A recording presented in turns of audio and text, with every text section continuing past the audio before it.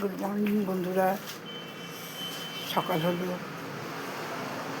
আর কি, ঠান্ডা ঠান্ডা ওয়েদার, ভালোই লাগছে।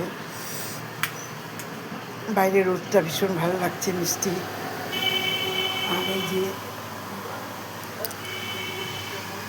এক কাপ চা নিয়ে এবার ঘরে বসবো। ঘরে বসবো,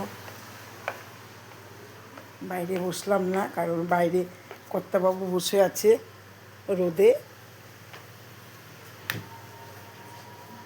বন্ধুরা, এই যে চা, এই যে একটু নিমকি নিয়েছি, 3টে বিস্কুট, এই যে গরম গরম ধোয়া উঠছে।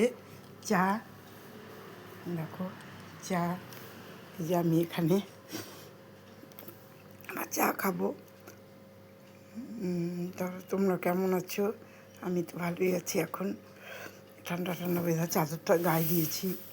চাদর না গায়ে দিলে হচ্ছে না, সকাল তো, একটু পরে আবার রোদ উঠবে। যখন বেশি রোদ উঠবে তখন চাদরটা খুলে দিব, তারপরে রান্নার দিকে যাব।